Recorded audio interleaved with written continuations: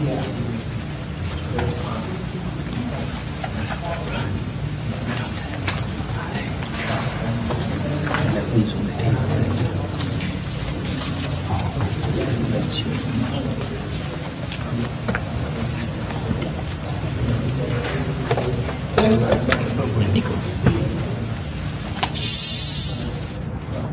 evening, everyone.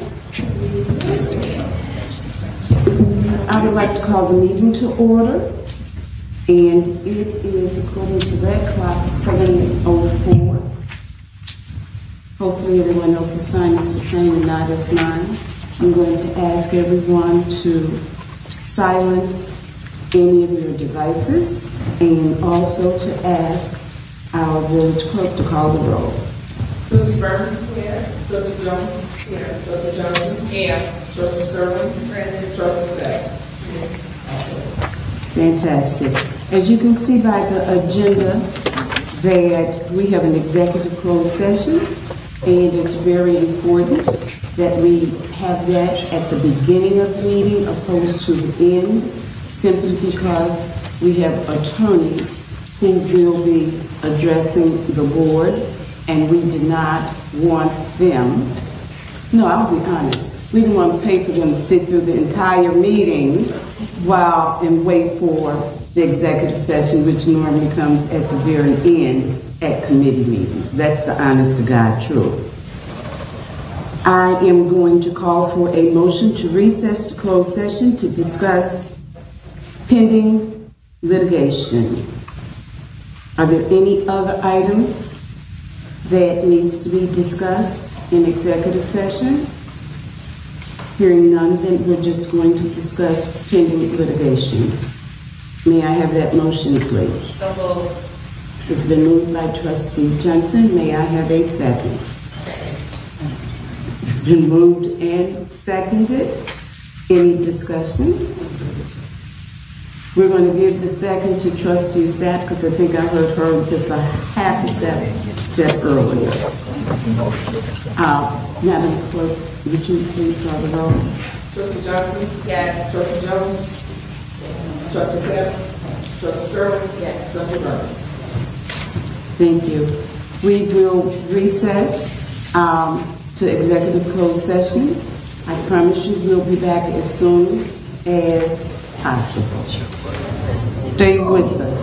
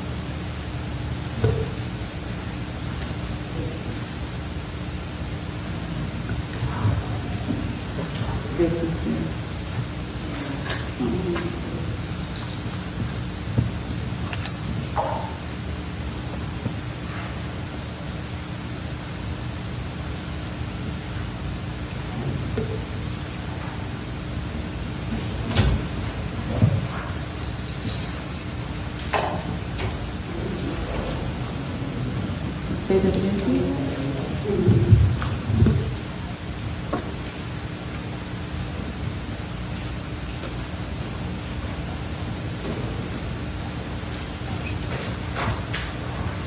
I'd like to call for a motion. Really, I'd like to call the roll for us to reconvene the committee of the whole meeting. at 8:15 p.m. Trustee Burns. Yes. Trustee Johnson. Yes. Trustee Jones. Yes. Trustee Sapp. Yes. Trustee Sterling. Yes. Thank you. Moving ahead, we'll go on to item number 3, which are the discussions and presentations. And the very first presentation is our own Robinson Engineering firm, and speaking will be Melanie Arnold.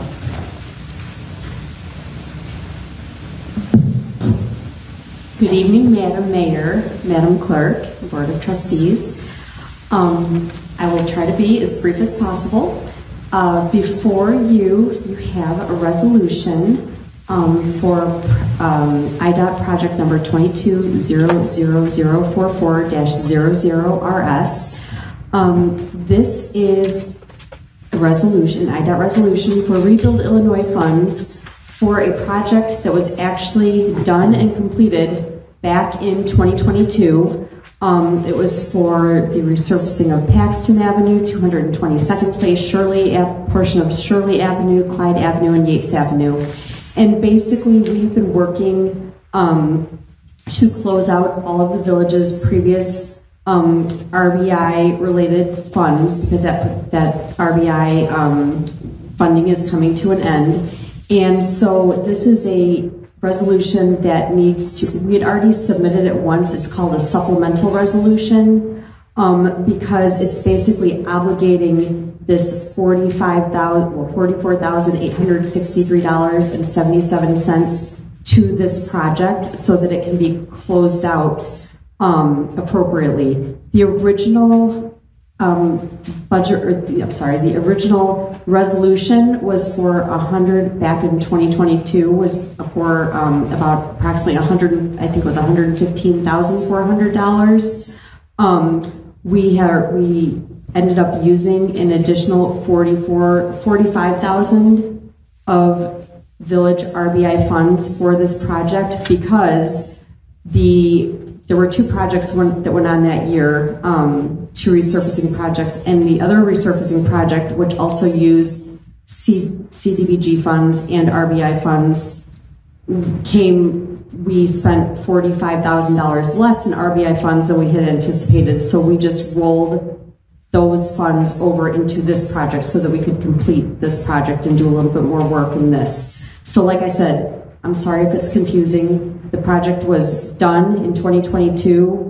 It's complete, and this is just basically IDOT closeout paperwork that needs board action so that we can complete the closeout process and just state that these additional funds, RBI funds, were utilized for this project. What is your recommendation? That you would pass it, and then I can file it with the state and close out this project. So you're basically recommending that it moves forward to Tuesday's board meeting for consideration? Yes, that is my recommendation. Is that okay with everyone? I see a hand raised. So this $44,860.77 is the closeout amount for this remaining dollar is going to go with it? No, so this. Just a mic, please. The rest of it, they can't hear you.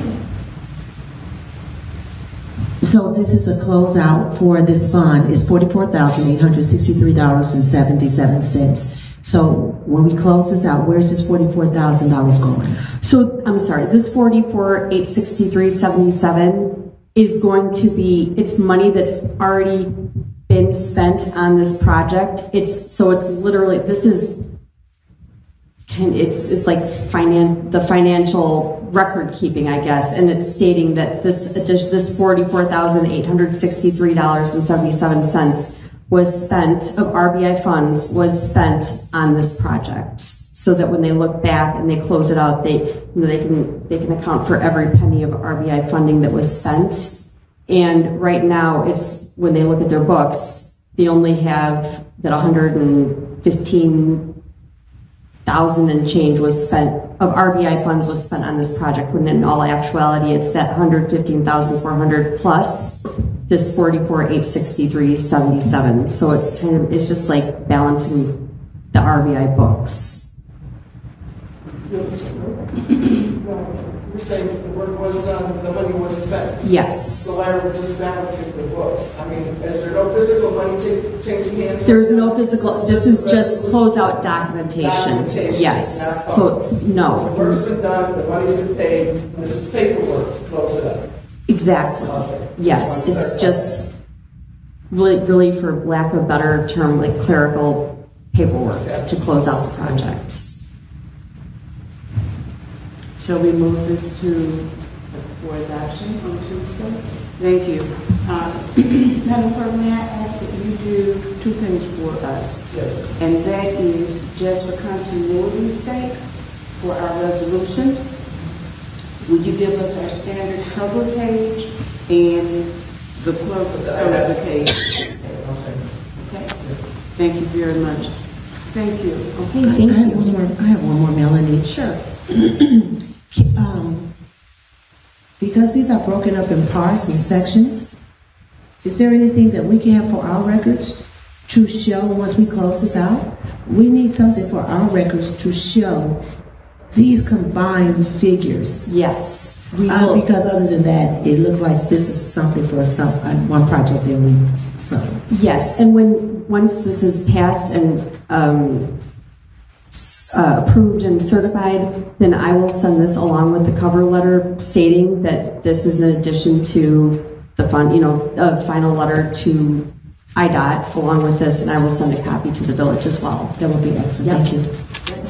Thank you very much. Thank you very much.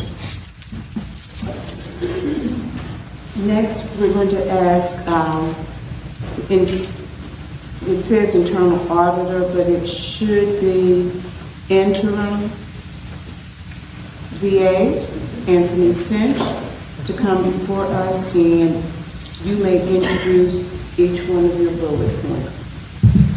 Thank you, Mayor, Board of Trustees, and residents. Good evening. The first thing we'll go over is the invoice update and other financial matters. We're going to revisit the line of credit, and then there's a resolution for the IMRF fund, which is the retirement fund for the employees of the village. So, first of all, let me apologize to the board and the clerk. I did not get the agent report in time for Friday to pass out to everybody like I originally planned on doing at every board meeting. So I will be putting via the clerk the actual agent report so that you can review. And if you have any questions concerning invoices, you're more than welcome to come to the accounts payable office and review any invoices before next Tuesday. A quick update, we do have information from the Public Works Union. If you guys recall, a few weeks ago, I was telling you about the 60+ grievances that was out there. We have, myself and the attorney has been talking to them. As of this week, they had given us an offer to settle the grievances for about $60,000. We have a meeting with them tomorrow to go into more detail. So that's just an FYI. Right now, it's about $60,000 that they're asking for the village for lost payment from overtime, as well as outsourcing contract work that they could have done themselves. The other thing, and I'm hoping that the board have any questions, they can ask me so that we have a clear understanding. Lauterbach and Amon was voted down last week, and as you guys know, I had mentioned to bring them forth after they was reviewed by the corporate attorneys. So I think we still need them because, as you guys are aware, we 4.5 years behind on audits. One thing, especially for the new trustees, I want to bring to your attention. In 2022, the Board of Trustees did approve an audit firm, an accounting firm, let me say the correct term, the accounting firm to come in, but they were stalled and was not allowed to come in and assist in the finance department, which is why one of the reasons Baker Tilly informed the board about a month ago that they are only 50% completed of the 2021 audit. So my request and my plea to the Board of Trustees is allow this accounting firm to come in and work on getting your audits caught up so that the village can go out and try to apply for grants. And as I mentioned before, we do have confirmation that the village lost $550,000 in grant money that we did receive, but because of lack of communication and now because of lack of audits, we have lost that money that could have been used to take care of some of these abandoned houses. So I plead with the board to have it on the agenda for next week and vote it to go ahead and allow a lot of Bucket Aim to come in, because as I said last week as well, we tried to bring Selden Fox back in, we tried to bring Miller Cooper back in, I try to bring Sickage in, and all three of them firms at this present time are busy doing audits for other villages. So if we would like to try to get our audits caught up while we have the opportunity, the small window, we should vote on Lauterbach and Amon. And again, if you have any questions, please email me or come see me. If there's some misunderstanding about the cost, I will also let the board know that in the last 2 years, we had a village administrator, finance director, senior accountant, water billing clerk, and as you guys have said a minute ago, we still did not get audit done in 2 years. Lauterbach has put in the statement, the contractual statement, that they would get the 2022 audit done within 750 hours. So based on the dollars that we spent in the last 2 years compared to what I'm asking the board to spend on Lauterbach and Amon to assure us that they will get the work done compared to what was not done, I'm not, I would be surprised that we did not move forward with Lauterbach and Amon. Say 750 hours for the 2022. Up to 750 hours. Yes, yes. And if they get it done faster, they will start this 2023 audit.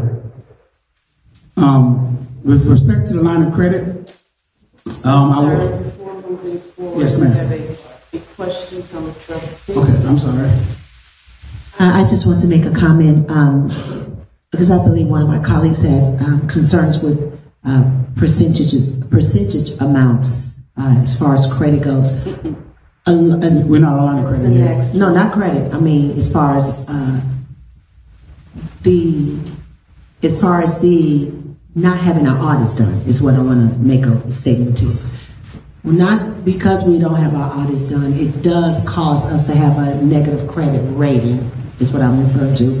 So because we have a negative credit rating, by not having our audits done, it will cause us to have to get credit or whatever, or anything at a much higher rate. So our audits is the reason why credit or anything else that we don't have is being delayed. So again, I just want to reiterate to my colleagues that we need to get our audits done so that our credit rating can return to its high standing. Thank you. Any other comments? Did you state that this new company will be working on the 2022 audits? Yes, it did. Okay, for one, I feel like we need to continue with Baker Tilly, Mayor, until 2021 is done. Okay, so for clarity, if you guys recall, when I first introduced them, I stated clearly, Baker Tilly was going to continue with the 2021 audit. They was going to have a staff to ensure that the 2021 audit. Lauterbach and Amon is not touching anything with respect to 2021. They're not looking at no bank recs, which, by the way, if you guys would like, I will show you the Baker Tilly report that I got today to show you how many 2021 bank statements and bank reconciliation are not done. But Lauterbach and Amon would not work on anything with respect to 2021 audit. They are here just to start doing the reconciliation with respect to the bank reconciliation, the bank statements, and all that for 2022. Mayor, we cannot do a 2022 until 2021 is done. So my recommendation to the board is to keep Baker Tilly and complete 2021 and then bring that company back in to do this other 2022 audit. But 2021 needs to be completed. Thank you. From my understanding, though, Baker Tilly will still be continuing with the 2021. Correct. They've not stopped. So, may I please? No, I'm saying you're right. Thank you. So, from my understanding, we will have Baker Tilly, was it Baker and Tilly? Baker and Tilly. They will still be continuing to work on the 2021 audit. Simultaneously, we will have another firm, because Baker Tilly can't do both years at the same time. So the other firm will start working on the 2022. So we're really looking not to totally finish one before starting another. Otherwise, because I think when Baker and Tilly were here, when he gave the presentation, his estimate was that if we only went with his company, it would take us about 3 years, to complete all of the ones that are in arrears. So I don't think that we can afford to continue on being so delayed. Baker Tilly is the one who recommended the company that's willing to start our 2022. They've made that recommendation to the board. I don't know if you remember that when we presented. I see you, okay? So, just as you're making your decision or whatever, I'm asking that you take that into consideration. And Trustee Johnson, I do see your hand now, but before your hand, we had Trustee Sterling had raised her hand, so I'm going to move to Trustee Sterling. Thank you, Mayor. I'm kind of confused here. You're saying that Baker and Tilly is doing the 2021 audits. We want them to go ahead and continue to do the 2021 audits. So we'll be paying for their services doing the 2021, and then we want to bring in Lauterbach to do the 2022. So are we paying? So we're going to be paying both of these people at the same time?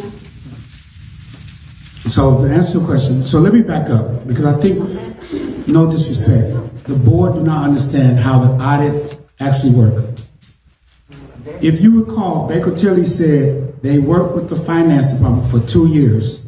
That means the finance director and the senior accountant and the village administrator. Lauterbach is basically going to act as the finance director. So what happens is you have an accounting department that does all the bank recs. You guys have over 50-some bank accounts. They turn those in. Once that information is done in 2022, they give it over to Baker Tilly. Baker Tilly will continue to be the auditors for the village. Just no different than you guys have a director of finance will continue to be the one doing the bank reconciliation and turn it over to Baker Tilly. Lauterbach, because of their expertise and their focus, laser focus on what needs to be done, will act as a de facto director of finance. They're not doing the audit. So I don't know where that rumor came about. They're not doing the audit. That's why I corrected my language, what I said a minute ago. They are doing the accounting work that was done by your previous finance director and your senior accounting that for 2 years did not complete the 2021 audit. Lauterbach is saying, we can do that work, but we probably get it done in 6 to 7 months. I'm saying because we have lost $500,000+ in grants, because we cannot go out with Roberts Engineer to get grants, because we cannot get audits done, because we cannot go back to Illinois Department of Housing for grants because we don't have audits done. Allow an experienced firm to come in, stick to their contract, and get something done that we have not gotten done, in all honesty, since November of 2020. And the cost of it is comparable to what we're paying for a finance director. That's what I'm saying. So and as far as the cost with them at the same time, every month we delay costs us money. So it's not whether it's going to cost, it's how much money we're going to eventually pay in lost grants or having somebody come in and clean up all this mess. Because right now, truth be told, Baker Tilly should not be coming in our village doing bank reconciliation because we paid staff very well to do bank reconciliation that are halfway done. So the money we're paying Baker Tilly is money we've already paid. So hopefully that answers your question. I said, because you're seeing a lot of they're only going to be, they're going to be in as the duties of a finance director. Yes. But they won't be doing the 22 auditing. Is that what you're saying? Yes. It's like you have your house, you got somebody inside painting your house, and you got somebody outside doing the landscaping. Both things can happen at the same time. Baker Tilly is they the end product. Lauterbach, finance director, senior accountant, is the beginning stage. If you guys recall, Baker Tilly sent a list of, it's called PBC list. It's provided by client. They say we need all these things done before we can even start. Lauterbach and Amy is going to take that list and say, okay, my team of people are going to come into Sauk Village and say, we're going to get all this list done. Once we get this list done, we turn it over to Baker Tilly. Baker Tilly is going to say, we're going to verify everything that you guys provided to us from Sauk Village. Okay, so Lauterbach shouldn't be touching anything as far as auditing, because that would be definitely a conflict of interest. Correct. We're trying to do the finance director's job and then trying to do audits. So Correct. I think that's and why I need to be that's clear. against the CPA standard as well. You know, it's like you have an attorney that's the prosecutor and a defense attorney on the same case. They can't do both sides of the coin. Correct. Yes. Trustee Johnson? Now, do you think, Mayor, that we'll be going through this if y'all didn't get rid of our finance department? Yes. No, but no, you wouldn't. It would have been still getting done. Now we have, the board have to vote on a whole new company. I don't see what's funny, but it's the truth. Okay. We don't have I'm our not finance department. laughing. I'm not laughing. No, I'm talking to one of my board members. Okay. Things Okay. are funny. Let's. And I'm so serious. Okay. You didn't even let us know that y'all let the finance director go. You didn't let the board know. Okay, I'm going to ask you to de-escalate for a minute. You asked me a question, and I would love to have the opportunity to answer it. May I answer that question now? I just want to know where's transparency. That's what you read on. May I answer the question that you asked? Yes, Thank you. Let me share with you. And this is what Baker Tilly has stated. It's what Mr. Finch has stated. And it's also what would you please? You have such a beautiful smile. Just smile. Just smile, but don't laugh, because people get offended when you laugh at them. Okay, let's move on. I want to finish answering the question. Smile. Just smile. Okay. Baker Tilly, Finance Director, proven knowledge that when we had a finance director and when we had the accountant and all of that, they did not produce for Baker Tilly what they needed to have been presented with for at least a year. They did not deliver what was needed. I can't remember the man's name from Baker Tilly. Matt. Okay, Matt. He basically said that they were only 50% finished with the items that was on that list that Mr. Finch just referenced. It was not getting done. And that's why Dr. Jones was brought in to assist with getting it done, but it was not getting done. And we wish that it could have. We paid dear money for it to get done, but it just did not happen. So let's not talk about, please, what I ran on. I did run on transparency. I ran on transparency, but right now, we're not in campaign mode. We're far removed from campaigning. Right now, we're down to taking care of the business of the village by any means necessary. That's what we are going to do. That's what we have to do. And that is what we're depending and relying on the trustees that's sitting around this table right now to give us the license to do. Otherwise, we're going to continue to flounder and we won't go anyplace. It's better to me to have a team approach that's focusing on our finances now more so than just one individual trying to do it all as well as take care of the day-to-day. Let's just think about what really is needed for this village to get us from where we are today to where we need to be, at least within the next year or two. Trustee Johnson? You're right.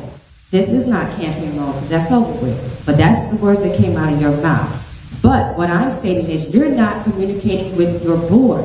That is a problem. You need to be held accountable for that.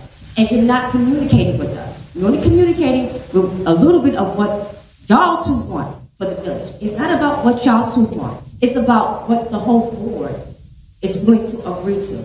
And I'm taking offense to that. Because honestly, by me being one of your senior trustees, I did not know.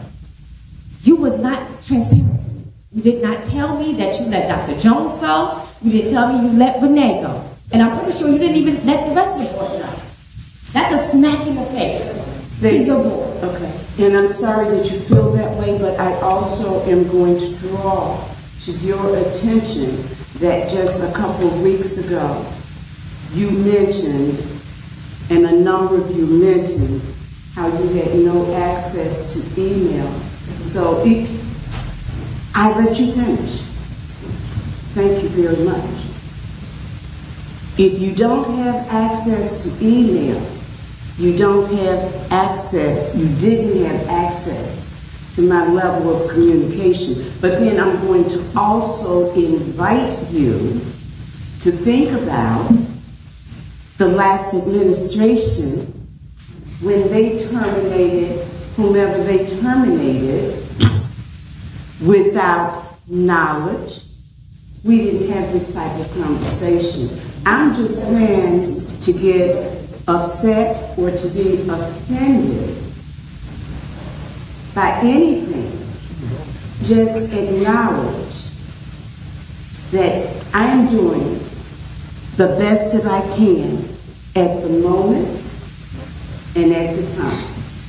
When you have staff people who are not producing what they are being paid to produce, then I don't have very much authority.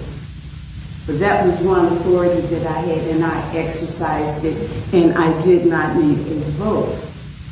That's just part of the process, and I just appeal to each and every one of you to understand that sometimes I have to make a decision, and that I'm going to make the decision based on what I perceive to be the very best for the village.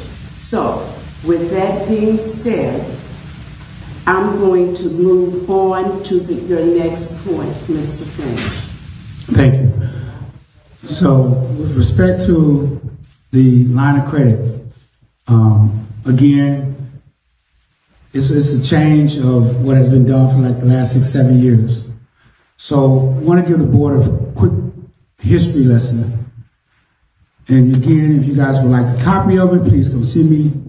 In 2019, when I got here, and previous to 2019, the board was going out under the previous administration getting $500,000. And they was going through this process called tax anticipated warrant. The one question I was asked of me last week was the line of credit, the interest rate seemed to be relatively high, which is about 7%. But even in today's market, when you buy a house, it's around 6.5%, 7%, depending on how good your credit score is.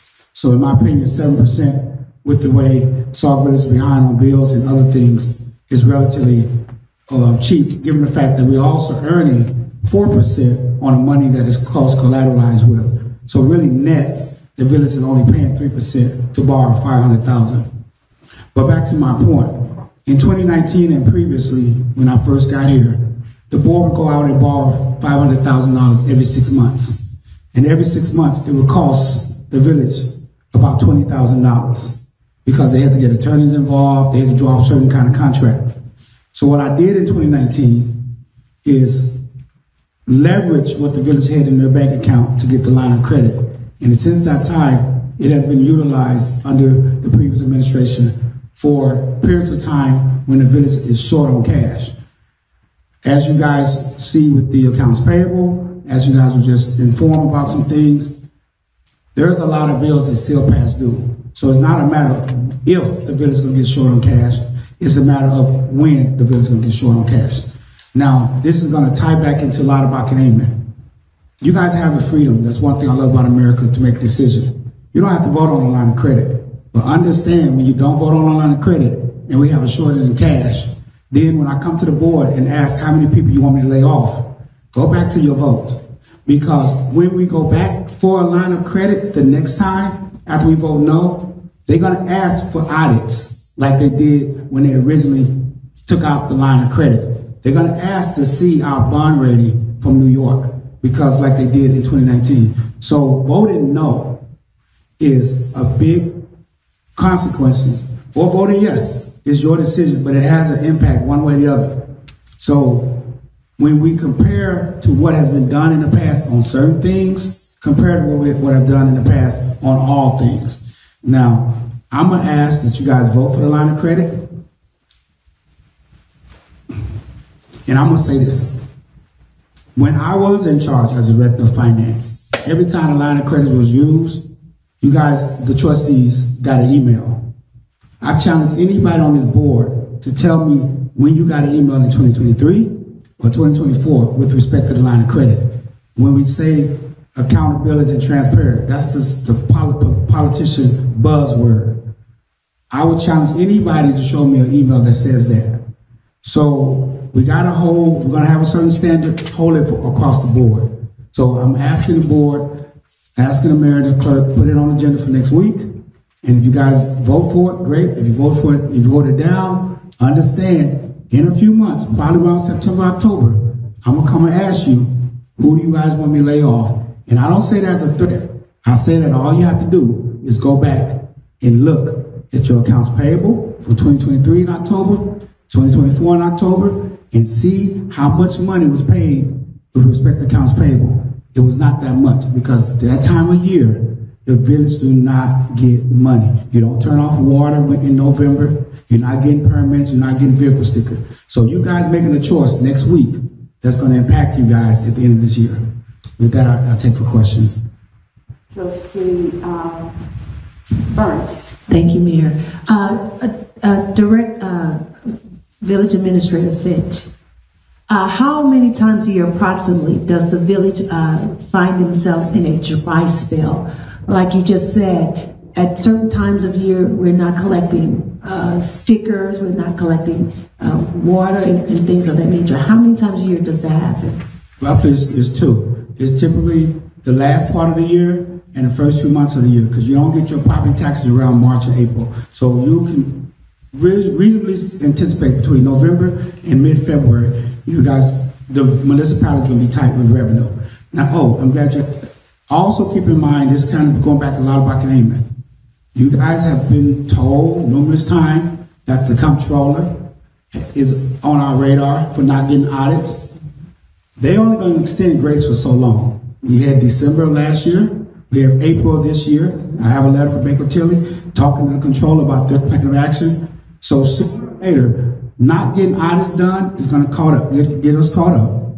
And then the way that works, the comptroller office take all of our money, sales tax, local tax, and stuff like that, and they ration out how much money they give us, as opposed to right now, it comes right to our bank account, and then we allocate it as appropriate. So keep that in mind too, when you choose to vote up or down on Lauterbach and Amon, the impact if we don't work on 2022 audits in 2026, and all the long-term impact on that. Thank you, sir. I have another question. Trustee Sterling. Getting back to the line of credit, what is the intended use of this line of credit? Are we using this for emergencies, or is it to pay bills that we couldn't pay What's the attending? So the trying to attending get this line of credit, and what's the urgency?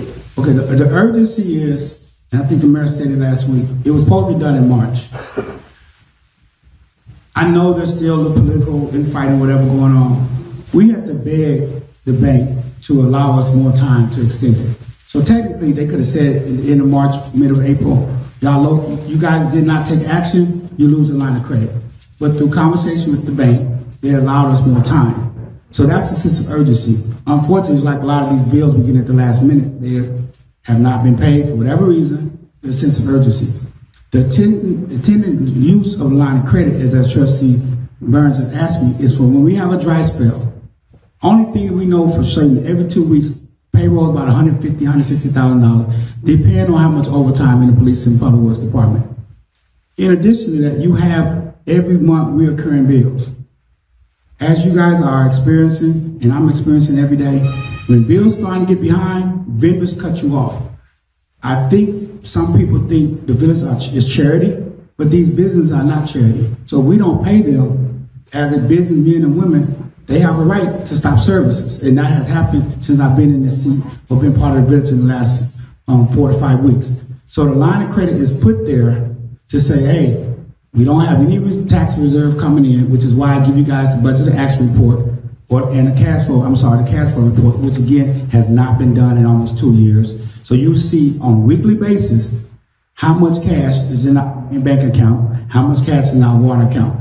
If it gets to a point which is where there's not enough money in the account to pay it, my question is going to be to the board: do I take it out of the water fund or do I take it out of the line of credit? But you will get a notice via email to ask you what action you want me to take. Or third, which should not be the case, do I not pay these people that provide a service to the village? So that's the purpose of the line of credit. So what's the repayment plan on this, and how does this affect the village, like in the long run? It doesn't affect the village as far as negative. So let's say typically when you do the line of credit $500,000, we do not have to pull out all of it at one time. So let's say we pull out $100,000 to pay payroll. We pay the interest on it. When the big influx of revenue come back in, then we pay it off. And now we got access to another $500,000. So since my time with dealing with the line of credit, we've never taken it all out at one time. So again, it come back to, do we use the water fund or we use the line of credit and pay that back?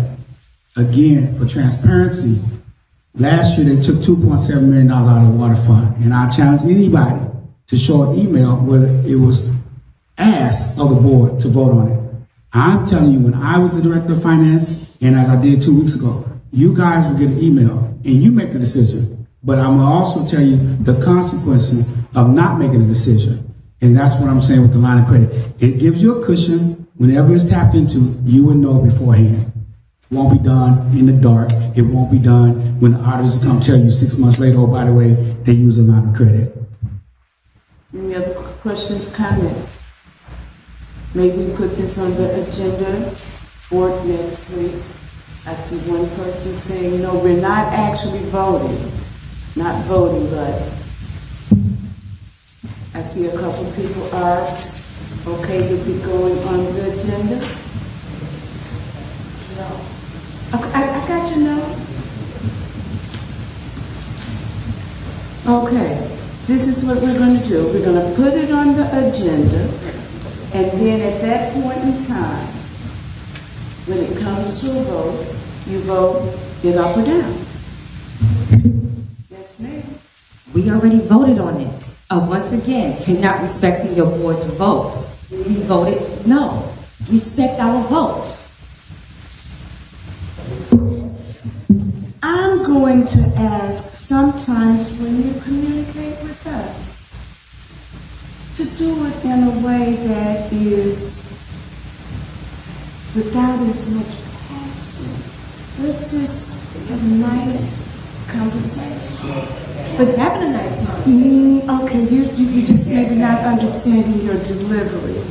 But that's not the first one that we brought back. In fact, there's another one that's getting ready to be brought, a couple of other items that's going to be brought back, In fact, the next 3 points, C, D, and E, will each carry an item that has once been visited either by this board or the previous board. So it's not a lack of respect. Sometimes things have to come back for whatever reason, and it's not disrespect. I respect each and every one of you, but I also respect the process, and it's okay to bring back a topic. Think about it. If you look at your board agenda, there's always that one line item that says what? Unfinished business or old business. That's why that's there. And that's where anything that has been discussed right now will be placed. May we move on now? Yes, ma'am. But you gotta realize, we just voted on this last week at the board meeting. And again, you're gonna put it on for the next board meeting when we already voted on that. Just like we did not respect our vote as far as when you Please don't asked. say respect. I respect you guys. I respect your vote. So that's, to me, I do that May I as a finish? negative. No, you may not. Why not? I finished saying. Because I don't cut you off. Stop. We're not gonna go back. being I'm gonna say what I need to say. Excuse me, audience, do not call point of order. That's the board. This is the board's responsibility. Thank you very much. Okay? Let's stay in order. So as I was saying, Please read Mayor, your sentence. as I was saying, Mayor, I don't feel that it's correct that last week when we voted, and it was a no vote towards when we did not decide to get Anthony Finch on the board for the village administrator, you use your executive power. That's not Okay, what's now on the you're agenda. trying to have your way again and put that on a line of credit on the board meeting to vote again when it's already been voted. I don't feel we should do that. Thank you for your feelings. I appreciate your sharing your feelings with us. Thank you. I'm going to entertain one more statement on this topic, and then we're going to move forward. Trustee Burns, what say you? Thank you, Mayor. Oftentimes, and I think tonight was a prime example, more information. One of my colleagues asked questions of something she didn't have an understanding of, and she needed clarity. So sometimes we will vote one way, but we bring it back because we get more clarity, more information, and it causes us to be able to rethink our position and hopefully change our mind or not.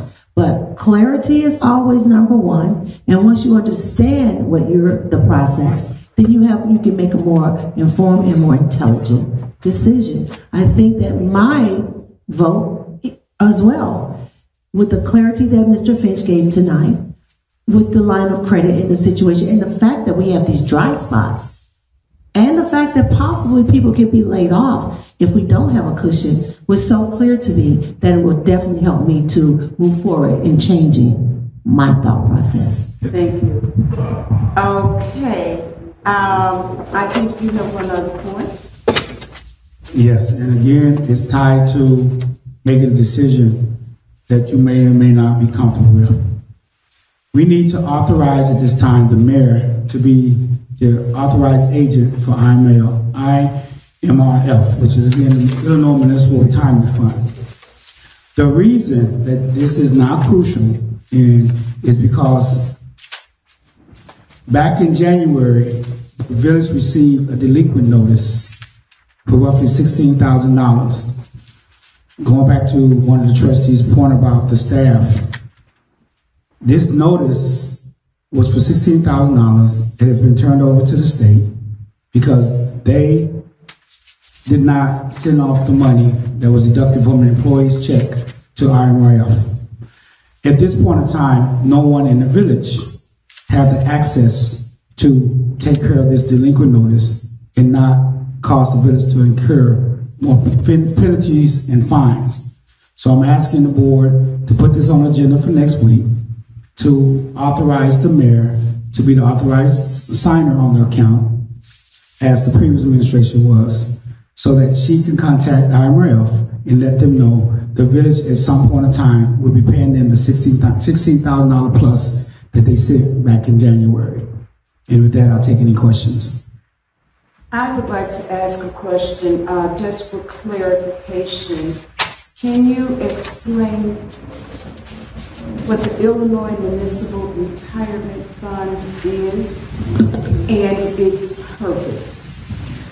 I'll start with the purpose. The purpose is to provide retirement funds for employees after they get through a certain period of time. There's two tiers, there's tier 1 and tier 2. And it's based on the year you started working in a municipality. For instance, tier 2, you are eligible for your retirement after 10 years, and then you have to have a certain age to start drawing that money down. So with what this is, employees are required to have like 4.5% deducted out of their check every pay period. The village is required to match that between 10 and 13% based on their bi-weekly paycheck. The preceding month, the village is also required to send those funds to IMRF so they can track individuals' retirement. As I stated, this was not done in January or February. Because it was not done and is legally required by law, you are charged penalty for non-compliance. So that's what it's for. It's for employees that work for the village, and over time, they are allowed to get their retirement. It's their pension. Do they pay into that? The employees pay 4.5%, which is why the penalty kind of happens, because we have already deducted their money. We've already taken out of their paycheck. We are supposed to submit it the following month. That has not been done. And the longer we don't have an authorized agent, the longer it's going to take for us to submit the funds to IMRF to get caught up. So again, it's kind of like these audits. The longer we wait, the more it's going to cost. The more it's going to cost, then again, we are putting ourselves in a situation, we have more expenses and less revenue coming in. So all this is all intertwined and connected, from the audits, the IMRF, and everything else, the line of credit. So again, it's the board decision, and I just hope people that want to be accountable, want to be transparent, tell their residents why they say no to things that has been happening, at least for the last 7 years. May I ask a question and then I can come to you? I heard you say, and I also know, that typically whoever is in this seat is usually the designated agent. Is that correct? Yes, ma'am. What happens if I'm not, if this resolution is not approved? Then at that point, there's nobody that can contact IMRF to talk about how do we submit payment. So what was under the last administration, the mayor was a designated agent, and then he has a sub-designee that he led, which was the payroll person.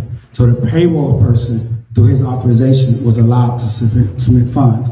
But it all starts with the original authorized designee. So if there's not one, then we're stuck. You cannot submit money because you cannot get on their portal. You cannot access the bank account to transfer the money to them.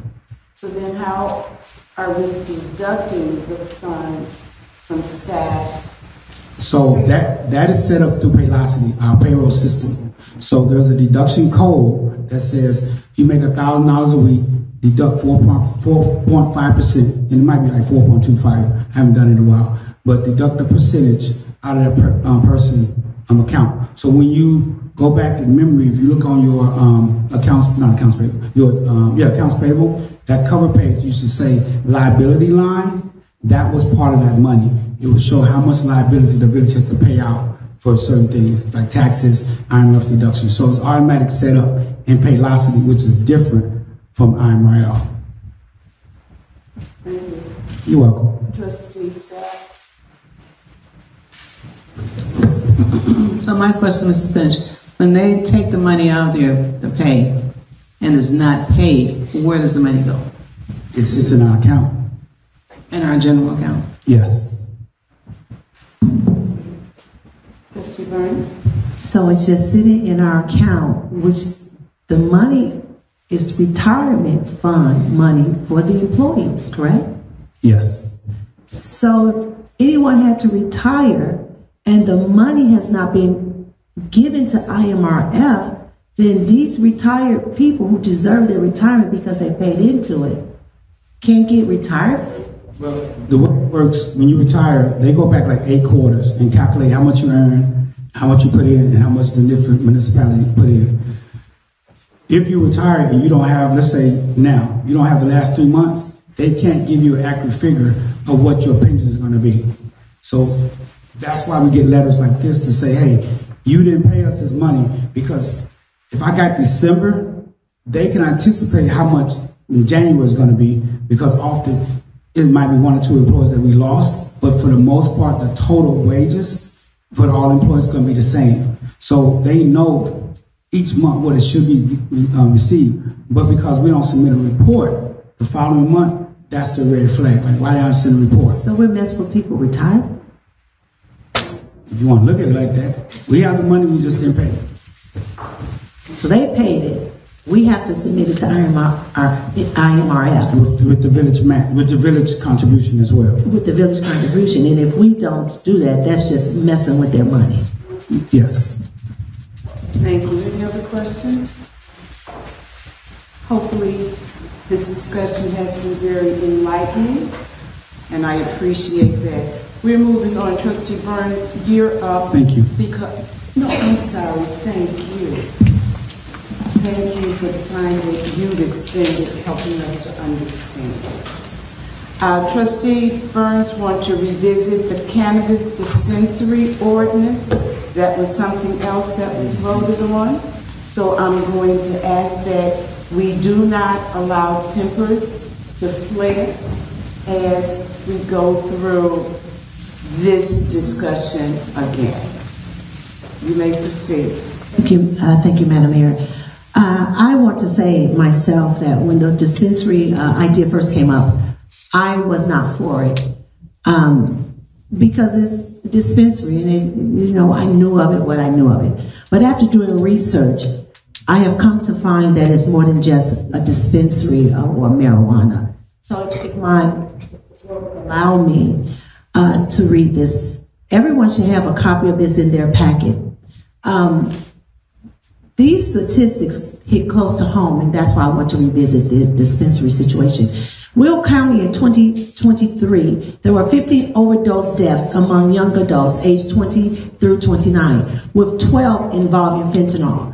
Additionally, 3 teenagers died from fentanyl overdoses. I can tell you for sure that I know people personally in this village who have died thinking that they were doing recreational cannabis, but it was laced with fentanyl. And I know families who have lost their young people. These people, I can tell you, left 2 very small children behind.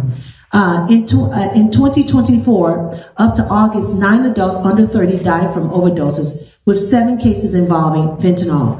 Cook County, in 2022, nearly 2,000 overdose deaths were recorded, with 1,824 involving fentanyl. This marked a significant increase from previous years. In the Chicago area, between 2019 and 2021, overdose deaths among teens ages 14 to 18 increased by 94% from 2019 to 2020, and another 20% from 2020 to 2021. In the last 4 years, over 140 overdose deaths involved teens and preteens in the Chicagoland area.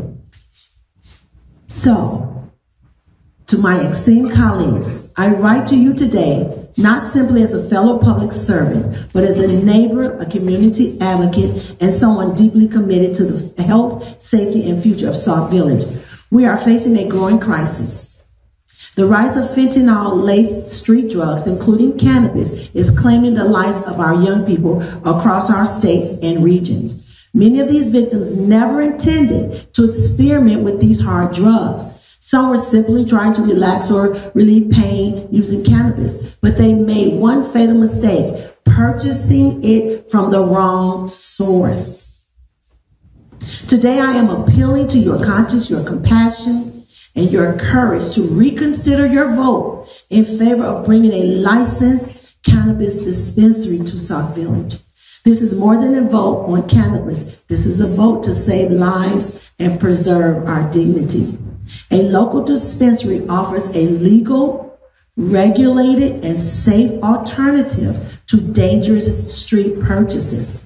Licensed products are tested and verified, eliminating the threat of hidden fentanyl and other life-threatening substances. This is a harmful reduction strategy we cannot afford to ignore.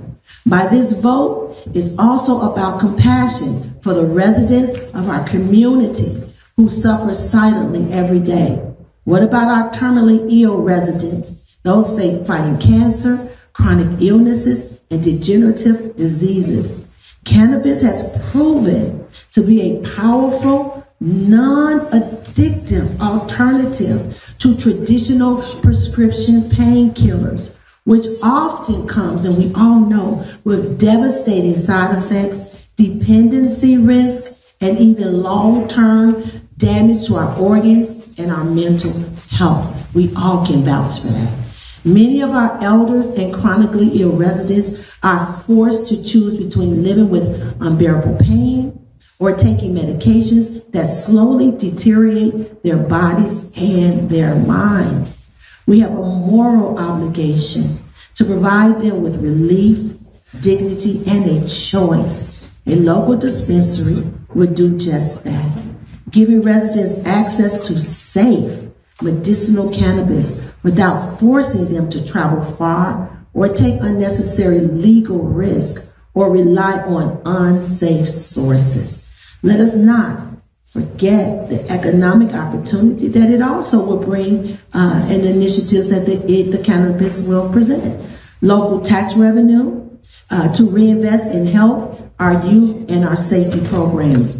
Job creation across the retail, security, transportation, and management sectors. Entrepreneurial opportunities for local residents, particularly those historically excluded from the cannabis-related business ownership. This decision is not about recreational indulgence. It's about public safety, public health, and economic revitalization, investment in our community.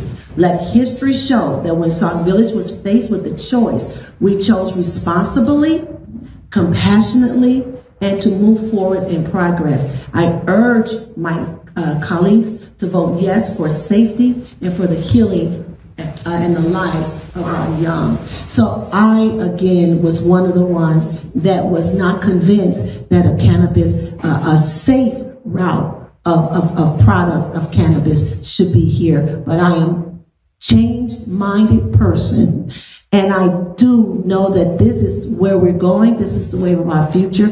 All the villages basically have a cannabis because we have terminally ill people, and this is a better alternative than prescription drugs. We already know about the opioid overdose, and it is taking the lives of our young people, as I have just reported. So I will urge my colleagues to reconsider their vote.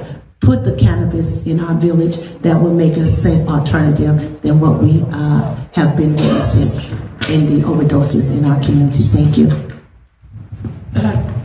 Trustee Burns, thank you for your research and for that information, but I do have one question, because there is a dispensary directly on Torrance, right at Glenwood Dyer Road, which is less than 2.5 miles away. You don't think that that's close enough to meet the needs of those residents who would care to have treatment along that line? So again, as the report shows, that when you're in pain, you don't want to have to travel far. Some of our residents in our elder don't have cars, or they have to wait on people. And if you have your own dispensary here, you have easy access. It's no different from having our own fire department or our own ambulance service. There, we have the access or the capability to use our neighboring facilities, ambulance and fire, but how much more convenient, how much more safe and much more life-saving that we have our own, and we only need to use others if absolutely necessary. But all of us feel much safer that we have our own ambulance service and our own fire department right here. So it's no difference with the cannabis. If you're in pain and you can't walk, I would rather go up the street in my own community. And again, it's time for Sauk Village to stop relying on other communities for what we need for our own residents. Thank you, sir. Thank you, Mayor. Being a month in, I need a little bit of clarity on this particular ordinance. How many times has this ordinance come up previously, and why hasn't it been voted on already? And also, wasn't this presented to the zoning board and it was approved for it to move along to The be in the zoning village? board made the recommendation that we accept their recommendation for the dispensary. So that's what this ordinance is right now, to vote on what they recommendation recommend. from the zoning board. Yes. So I'm still wondering, why hasn't it been voted on already? If it's come up how many times now? May, It was voted on. may I? Give me a minute. Thank you. If I'm not mistaken, it was voted on. Not from the last board meeting, it was, the motion failed from the last board meeting. Yes. Trustee Garner. Thank you, Mayor. Yes, it was voted on before it fell, and then we had it last week, it fell. That was the very first time that it fell, and that's why I'm coming back with this research to ask that we reconsider. I failed to mention as well that there are 3 articles that my colleagues can look up and read even further about this situation. We have the Guardian article that you can read. We have the People's Magazine article. So we have very credible articles that will take you further in detail. We don't have the time here, but the articles will give you even more information. So I ask that we bring this back, and hopefully we can reconsider the situation. Any other comment or discussion on this matter? Trustee Sapp. My issue is not so much that cannabis is in Sauk Village. My issue is location. I don't think, my opinion, I don't want to drive and turn into Sauk Village, and the first thing I see in the village is a cannabis store on the corner. I have issue with that. I don't mind the cannabis being here. Everybody gets high at some point. Everybody smokes weed. They do, everybody. Anyway, okay, fine. That's my opinion. It's my opinion. Okay, you smoke it, you drink it. No, I'm sorry. Okay, so my issue is, you can bring cannabis here, but when he originally presented his case, he did not present it for that particular TIF area.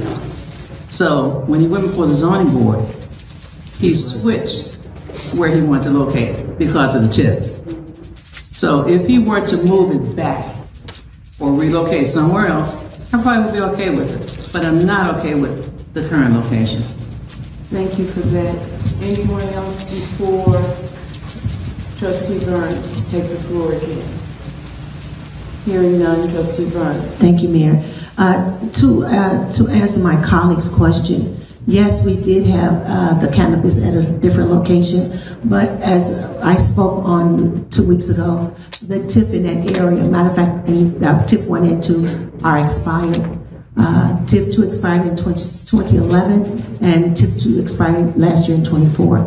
We still have TIF 3 and 4 that has 3 years apiece on each one of those TIFs. So we had no choice but to relocate to one of the TIF areas that still is in existence at least 3 years. Now, the situation is, again, we did take it before the zoning board. The zoning board is aware that they could not conduct a cannabis or build a cannabis where we had previously thought we could.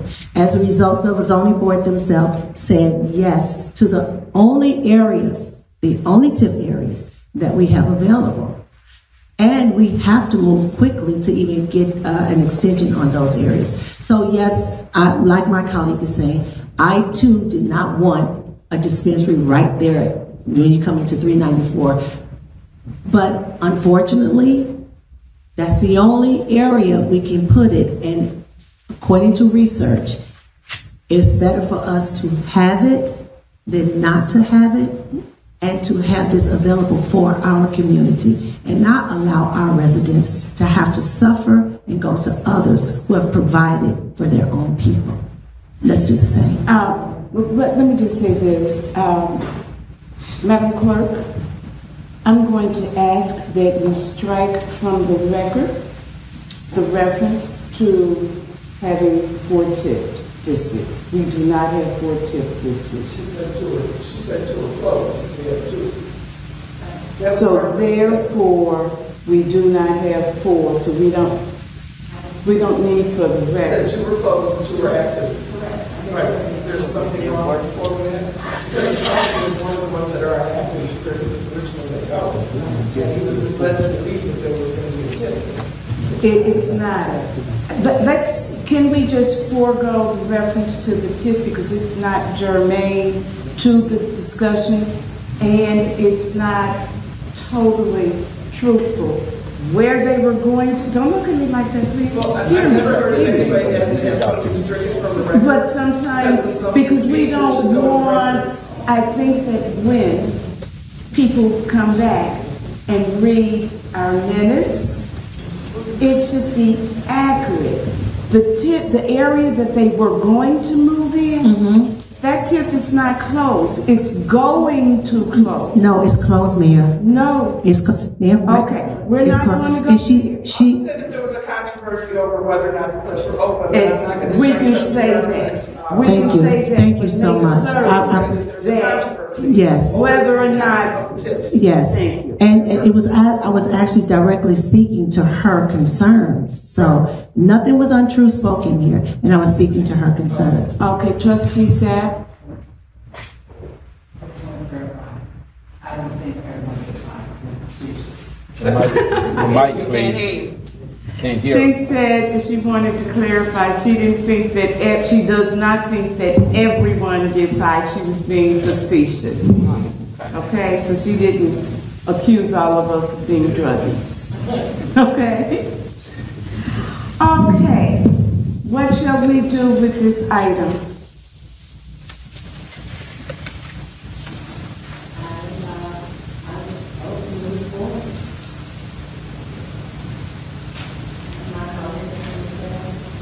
Thank you. She said, okay, look, I'm not an interpreter. You all pick up the mic so people can hear you all, please. Of course, I wanted to move forward because I brought it back. But I vote to move it forward because, again, when you know better, you can make a more informed decision. I, too, was like my colleague, Trustee Sapp, but after careful consideration and much research and knowing what I know that's happening in my own village, the deaths of people in their 20s and teens and younger Okay. are overdosing on cannabis laced with phenol. I want a safer alternative. Thank you. Any other comment? Don't place it on the agenda. Thank you. Any other comment? So we have one to place it on the agenda, one not to place it on the agenda. I'm sorry? You support putting it on the agenda, anyone else? And you can always vote it up or down.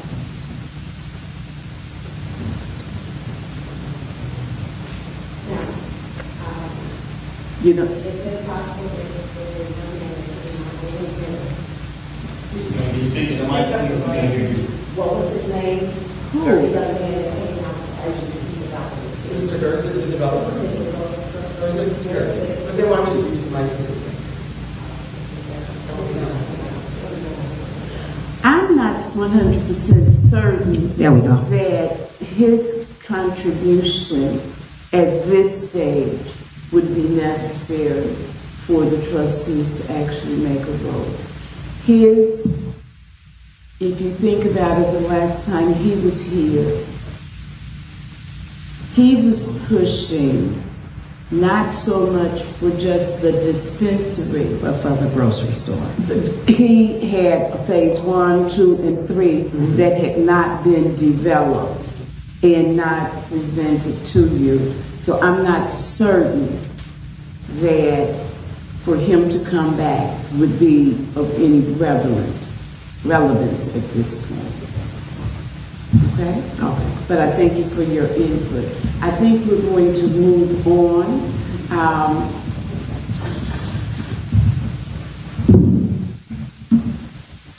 2 and 2. So with 2 and 2, I'm going to say we're not voting. We'll put it on, and then it's up to you to vote it up or down. Okay? I don't know how else to be fair if it's 2 and 2 and one person and one of the 5 trustees don't weigh in terms of the disposition of this discussion. So we'll handle it by vote at Tuesday's meeting. Talk to us about the Juneteenth update. Okay.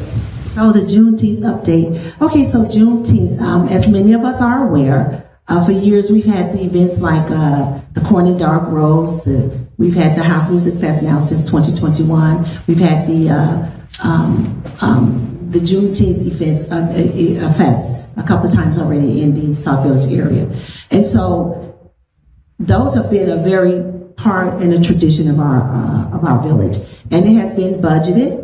All of them has been budgeted, and they have been supported by the village. However, and I need to say these things, due to the serious financial challenges that our village and our municipality is facing, our mayor and we agree that we've made it clear that these events, while they may continue, the village cannot at this time support them financially, which is fine. And in the spirit of that, my colleague, Trustee Diane Sapp, she moved forward Cinco de Mayo this year without any village funding, okay? And then I, too, took on the responsibility to plan and execute the Juneteenth celebration independently without any village funding.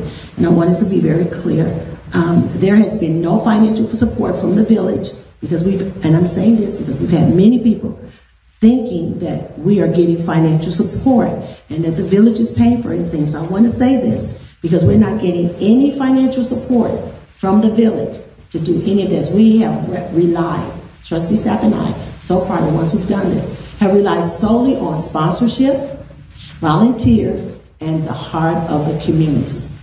And yet, it is still happening. Because our residents, we still deserve joy, we still deserve celebration, and we still deserve consistency. If we start it, let's keep it going one way or the other. So I say with this hope and fairness in mind, that we will apply the same approach across the board, that even the up-and-coming dog and cornrows will follow the same suit. Funding through donations, sponsorship, not village dollars. We can take all of them and do it the same way until we can get ourselves back on track. That we would lead by example and share the responsibility of keeping our community spirit alive, even when our times are tough. We can do it. We can do hard things when we do them together. So I want everyone to know that the Juneteenth is going on. I have several people working with me. Some people are here in this audience. I have people outside of Sauk Village working with me to get everything we need without using any of our funds because we need stress relief, y'all. That's the bottom line. And I hope that we can do the same with the Corn and Dog Roast because our village have more pressing things to do. But it is budgeted, but we've decided to take a more responsible approach. And so Juneteenth is in way. I'll have more information because there are some people and organizations that I'm waiting to hear back from to confirm everything. But Juneteenth is moving forward. The festivities are moving forward. And I just want to let you guys know it is not taxpaying dollars that's making it happen. Thank you.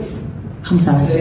Oh, okay. So Juneteenth actually is Thursday, June 19th from 3 p.m. to 5. There will be a parade before the event. We will line up at the corner of Sauk Trail and 394 in the what we know as the Black Sauk parking lot. So we will start there with the flow and all of the participants, and we would take Sauk Trail, and we would take that route straight to Welch Park, which is here behind the Village Hall, and then we will move forward in our festivities. The itinerary is still in the mix, but Juneteenth, we'll go forward. You said 3 to 5? Yes, from 3 to 8.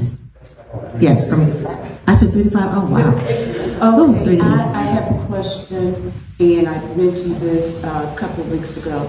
Have you contacted the necessary entity for them to close down the streets? Because generally we have to write a letter and make that request. Has that been done? That has been done. Chief Barrett has been contacted, and he's on top of that portion. Thank you. Is there anything else that you are expecting from the trustees, the clerk, or even the mayor as you move forward with your plans? Because I really thought that we were going to get a plan. Well, it's difficult to get a plan because it's all volunteers and it's all sponsorship, so you have to wait for people to confirm what they can and cannot give you for free. Okay. Yeah. Thank you. And I would like to make one other statement because I noticed something that you just sort of glided in with, and that is you would hope that corn and dog roast, all of that, would be in other events that we have that are standard, that they would all be funded or considered up for donations. You said we never agreed to that. Please keep in mind that there are some positions, some activities that are already in the budget, okay? They're in the budget, even though we don't have a current budget. We know that when we don't have a current budget, we rely on the previous. So the corn and dog roast is already there. No, we've never did anything but, come on now, you know we've never done anything but Juneteenth. Yes, Juneteenth was brought in 2023. There was a, yes, it's in the budget. No, the corn and dog. June. Okay, so let me speak, please. There is a budget, a line item for the Festival for July, for June, and for the corn and dog roast. There is a line item for it. We can check with our village administrator. The first year Juneteenth, when it started, was in 2020. That festival started in 2022 with the previous trustee, Mr. Larry Sapp. Okay, we're not going to argue that point. We're not arguing. No, and when I say argue, it's not argue. Right. It's just I need to finish, please, Mayor. Thank you. Okay. So I want to make sure that it's understood that all of these events are budgeted, every last one of them. And because of our financial situations, Trustee Sapp and I decided to go a route where it would not cost our taxpayer dollars. The corn and dog roast should be under the same scrutiny. And know that, and I'm going to, and we're not going to do this out here right now, but know that trustees each have a committee for which you're assigned. Most annual, existing, future events will come under the mayor's office of special events, and naturally, as many donations and sponsorships we can get, they're going to be welcomed. However, know that, and don't take offense, okay? But As long as you just keep it in check, it's fine. I'm happy. You know what? No, what I'm saying though is Juneteenth. No, hear what I'm saying. So you're objecting and taking offense, and you didn't even hear all that I said. Okay.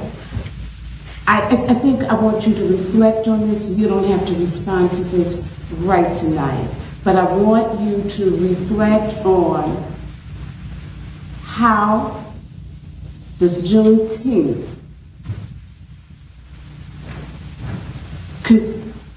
is even considered with you having the housing committee. No, I don't want to know tonight. It's not. I don't want to know tonight. Under the housing committee, Mayor, it is under Mayor Special, it's under your committee.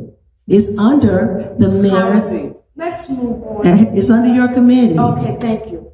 We have Trustee Sterling who wants to talk about what she's getting ready to talk about.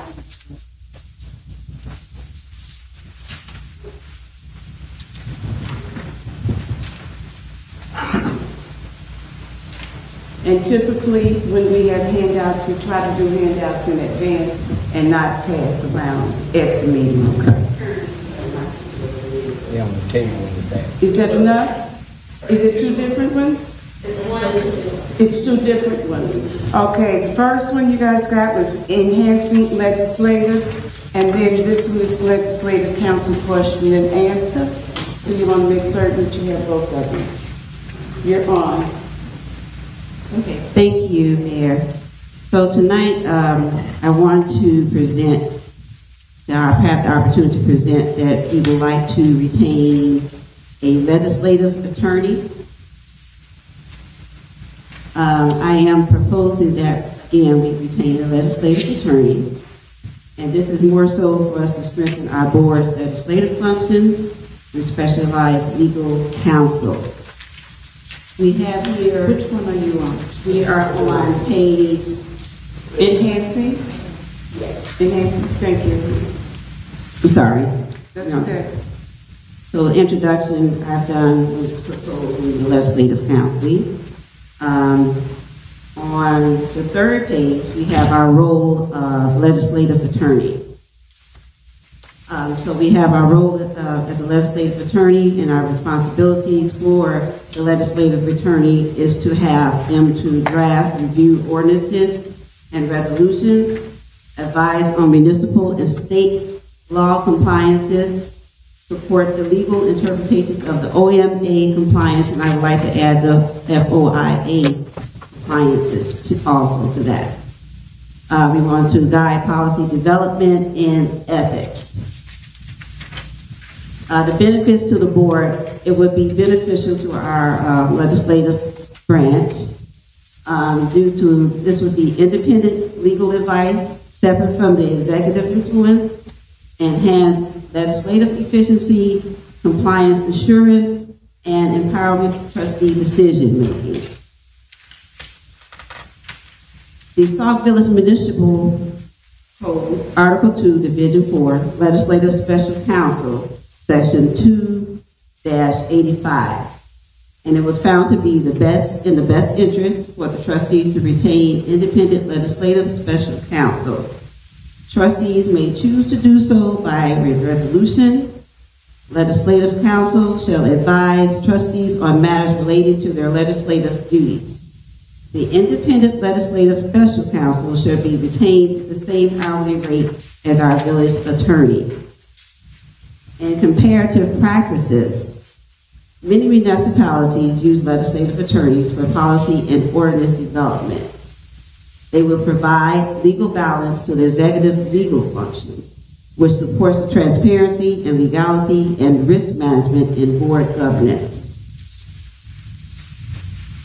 I have here our proposed next steps.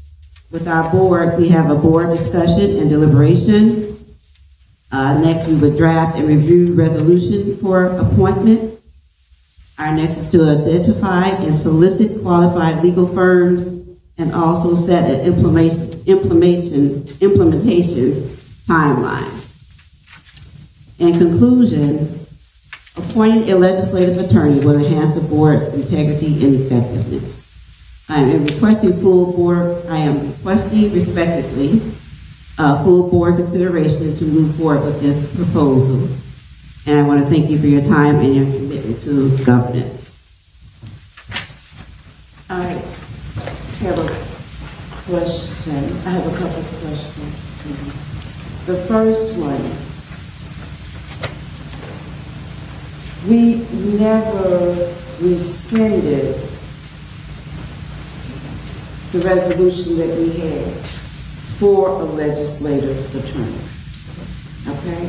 And help me remember, we didn't rescind that. We simply stated there was no need for a legislative attorney at that point in time.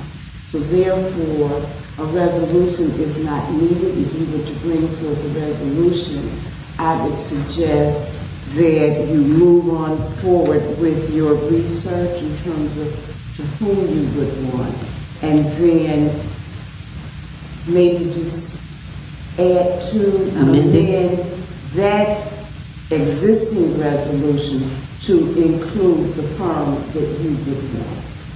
That I think is all that you would need to do. Do you guys remember that? I personally remember that we voted that we did not need legislative, so I don't think we can just assume that we have it. We would have to amend the vote that was taken to that we no longer needed legislative counsel. Because that we were saying we don't need it, now we want it, so now we have to change. But we never rescinded the actual resolution. So the resolution was not rescinded, but the need for was voted. But it was. Let's just do a little bit more research and look at the minutes. Thank you. And there was something else that another area. I can remember when they had a legislative attorney and they had the general counsel. I can remember seeing some emails and messages going back and cease and desist orders going back and forth. So one piece that you're going to probably want to firm up as well is, does the legislative authority have the authority to draft ordinances and resolutions? That was a piece that was always just a little bit of consternation if the existing one can remember. So just look into that and provide your necessary. And Madam Clerk, you said you were going to check on the minutes about that. Yes. Okay. Sure you all have. So I have a question. Do you feel readiness to move this forward to Tuesday, or shall we continue this in discussion for the next committee of the whole meeting? I think we should move forward with this.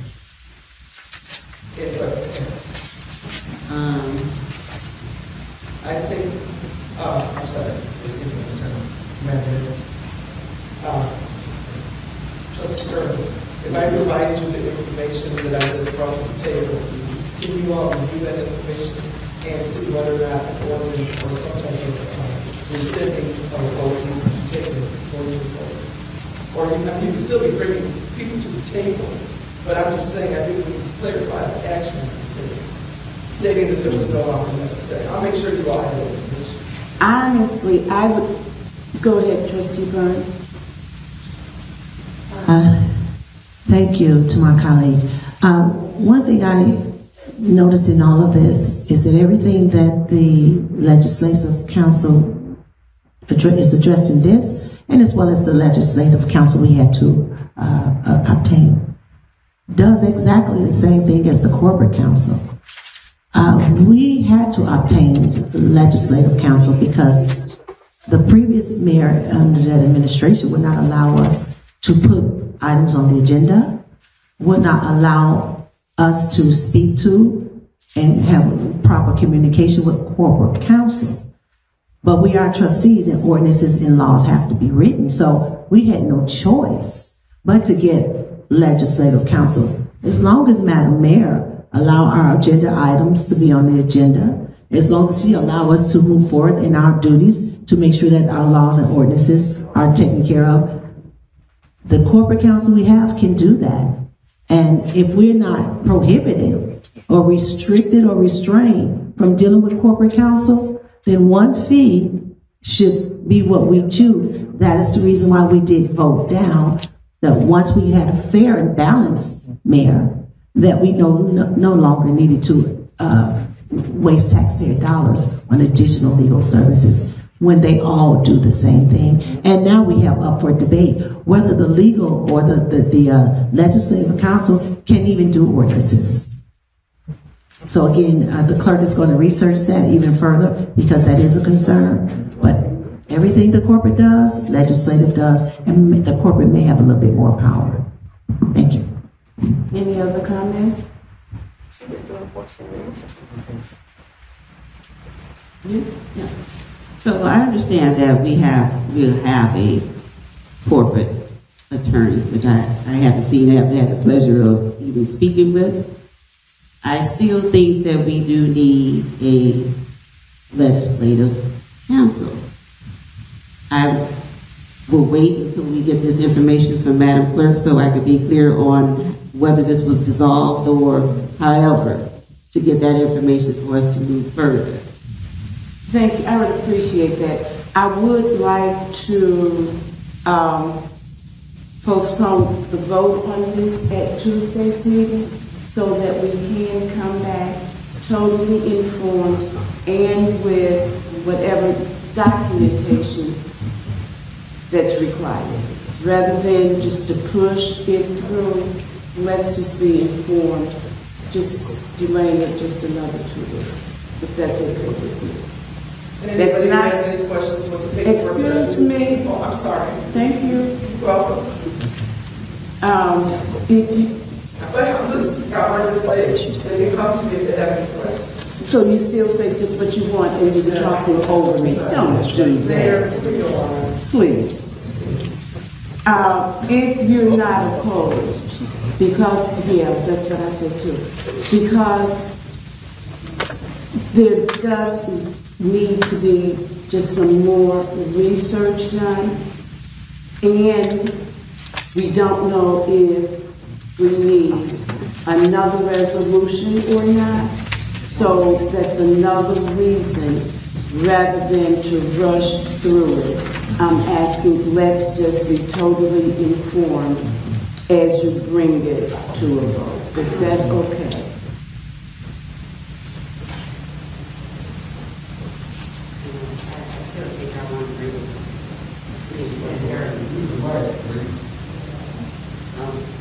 I think I still want to, I'm feeling I still want to bring it for the board meeting.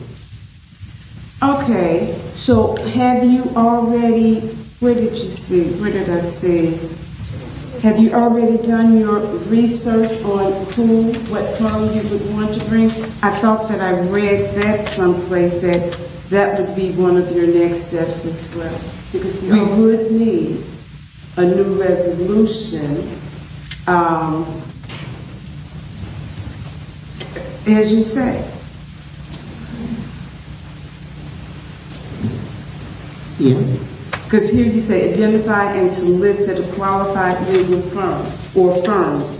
Will you be able to have all of that between tomorrow and Friday? And the subsequent resolution that would be needed to name the person of your choosing? Yes.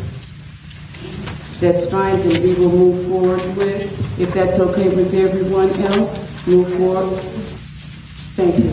Move forward with, okay, Trustee Burns.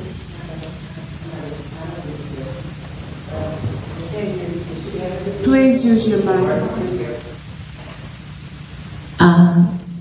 I'm not interested in doing legislative council until I get more information and more clarity if legislative council can do ordinances and some of the things that we have questions about.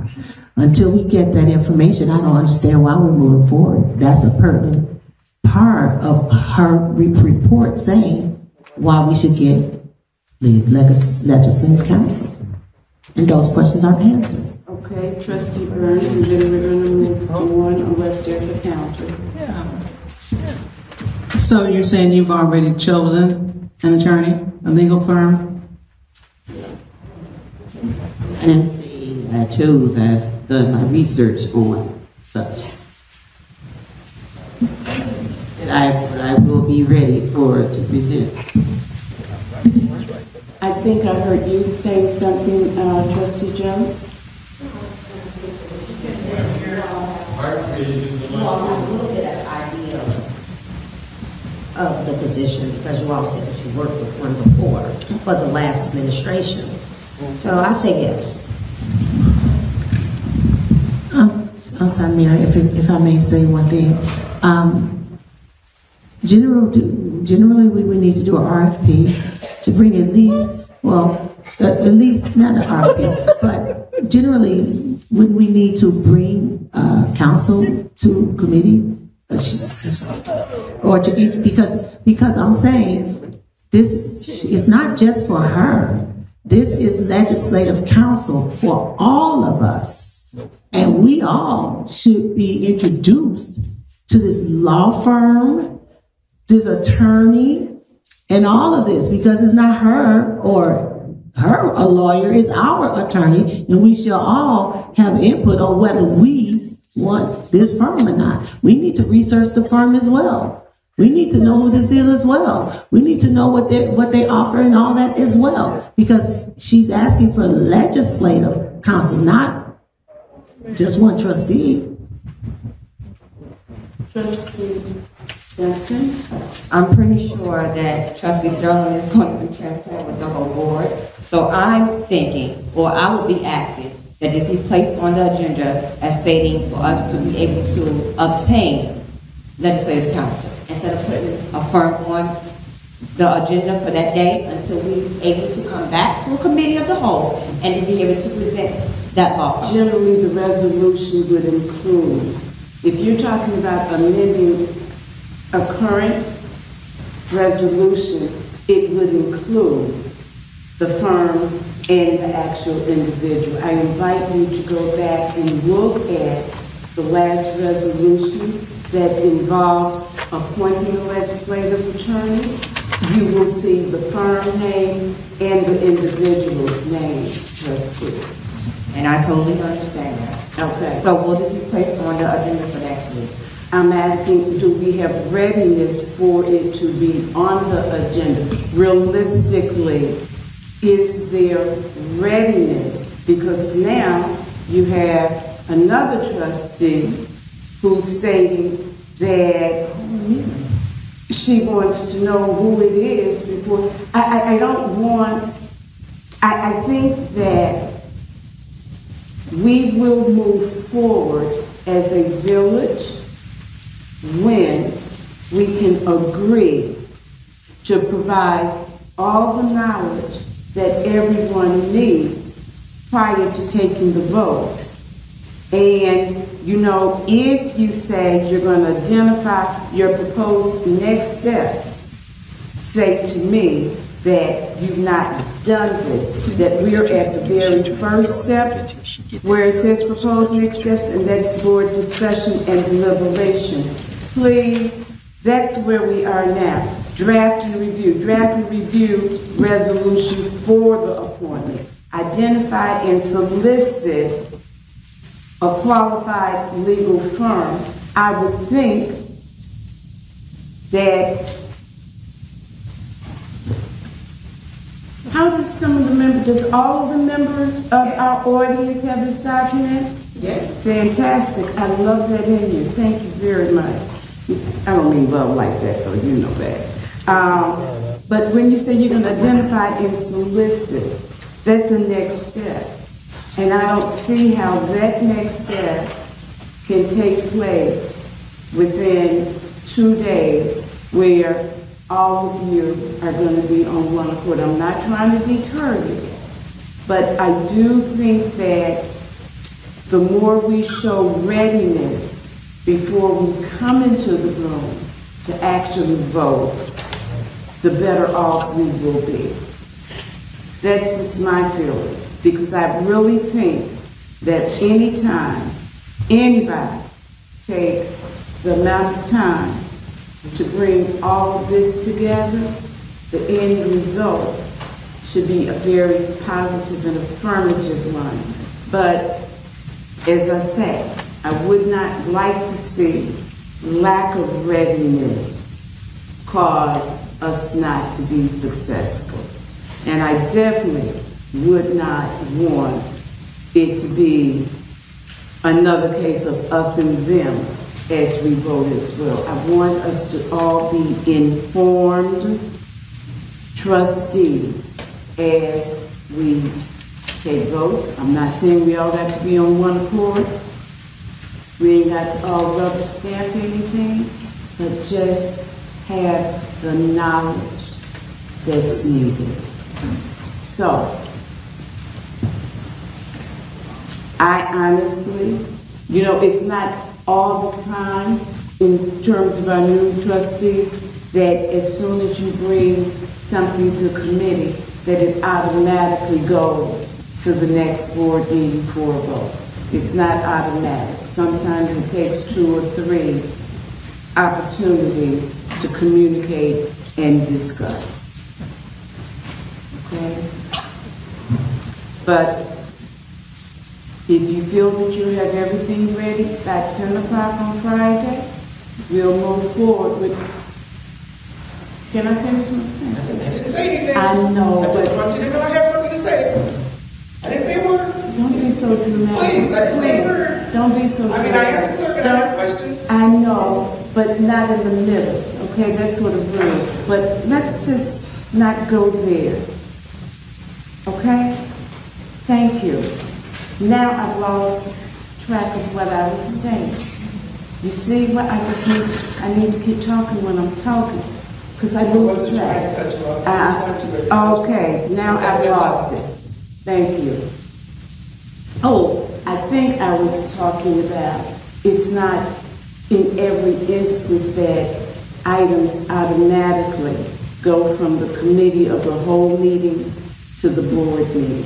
Sometimes it can be delayed a couple of times, just so that you know. We're going to go with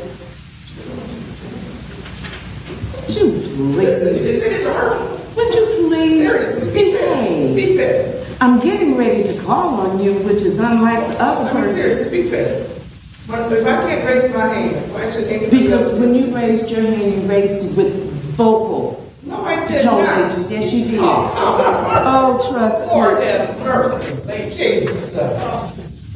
Forget my question. Y'all do what you want to do. I'll be prepared to do whatever you want, Trustee Sterling. Because my question. And so you're going to still just say whatever you say and talk out of turn. You need to check yourself. Be fair. Check Trustee Johnson, please. You said that you forgot what you was asking before y'all got into it, but the question you did ask her was, will she be prepared for Friday to have her documentation in order for it to be placed on the agenda? My opinion, I really feel like she will be ready by Friday. Can you give her an answer if you don't mind, so she'll know? Trustee Sterling? Can you give the mayor and the clerk an answer? The question was, will you be ready? Do you think you'll be ready by Friday with the names so they can go through the attorneys to get everything drawn up? I thought I answered earlier, but yes. Thank you so much. So, Mayor, can you please put this on the agenda? Yes, ma'am. Thank you so much. Trustee, please put it on. I'm going to entertain. I just have one thing. Okay. I need to meet this law firm, and whoever this law firm is, I want to meet them before I have to vote on them. I want to meet, it is my duty to be able to, because when we had a legislative council, every single trustee was able to meet, ask questions, and address that law firm. I don't think that it is fair for for anyone else not to be able to meet this law firm that's supposed to represent us. So I'm saying that it doesn't need to come before a vote with a whole law firm that we have not met before it comes before a vote. So I'm in agreement with Mayor. Everything doesn't have to be in committee one day and go straight to vote. There is a process. If you're asking for us to vote on a legislative attorney for all of us, then we need to meet the law firm. We need to meet the attorney. Thank you. Trustee Sterling. Okay, Trustee Blank. Madam Mayor, I understand the situation with all of us needing to talk with the legislative person. I have no problem with that. I think I have in my packet here to say that we will have discussion and be able to talk with these such attorneys. So I don't have any problem with that. I'm not trying to single out any of us. I know how many of us, there's 5 of us here. But like I say, I would like to have legislative counsel. I do not have a problem with having them interview or vet, however you want to say, such attorneys. Thank you. Trustee Johnson is next. Okay, real quick, Mayor, if you can recall, she just stated, Trustee Burns just stated that everybody at the last administration was able to talk to that attorney that they hired, the 4 hired. That's not true. They never had correspondence with me. I was left out of a lot of things. So if you stand here and you speak something, speak the facts. Because they never, ever gave me a document. They never talked to me. They didn't even look my way. Thank you. Thank you. The whole table, we're bored, aren't we? Excuse me. We're bored. Trustee Burns. The mayor has heard. Ladies. This is not funny. It's not funny. Excuse me.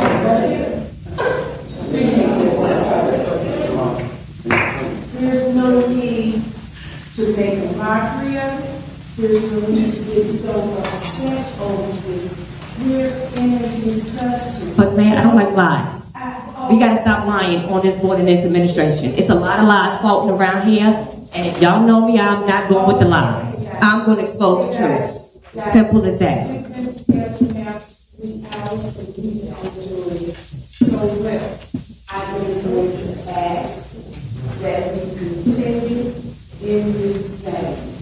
Thank you. I would like to recognize, and then at that point in time, I am going to call for an end of discussion on this topic for this evening. The last person that will speak on this topic will be Trustee Sapp.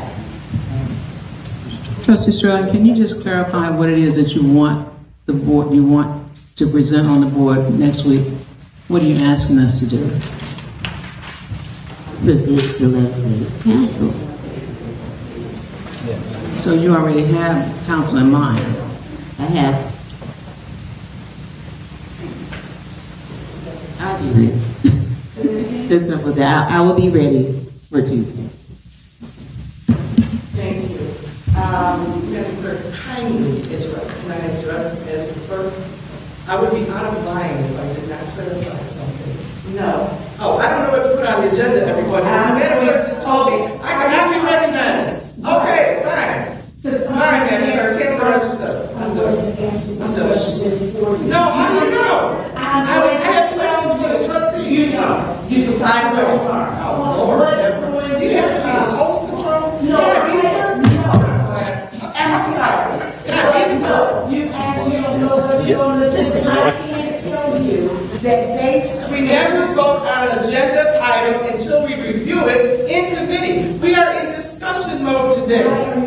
Because you don't understand why I'm wanting to be recognized. I'm not going to. Okay, now you're right. Yes. Oh, please, so, on the agenda, where this particular item is, you will put on that agenda the approval of a resolution to appoint the legislative attorney by whatever name they provide. So now, I know everybody's not good. That is not how it's supposed to be done. The legislative attorney needs to come forward to this board and be introduced to this board. I don't want to see no attorney on any person that I have not met. She don't want to see. Like see that damn. Now, she wants to bring a legislative attorney. I have no problem with it, but I want to meet that attorney. Until I meet him, there needs to be no paper, or no excuse he voting. Now, I'm not going to allow my voice to be rejected or discriminated against because this is a proper protocol. Bring forth your legislative attorneys, however many they are, sit them right at that table and let us address them before we move forward. Did you do that with me? Yes. No, you didn't. No, you didn't. You did not. You did not. You did not break Otis and Sturk. Okay, let me say, Otis and Sturk was already here, and they worked in this village for many years. And because you rejected the paperwork and you rejected their advance tour too, it's not out. Just like you come here every week and you try to tell that this mayor or the village administrator didn't give you something. You are the liar, not us. You don't want to answer. You don't want to do what you're supposed to do. You are a horrible trustee, so don't blame it on us. We have always tried to communicate with you, but you don't want the communication. So don't sit here and tell us to disregard and disrespect other trustees because of what you want. This is a board, and we're going to behave that way. If she have legislative counsel that she wants, bring them to the table. Period. Period. Period.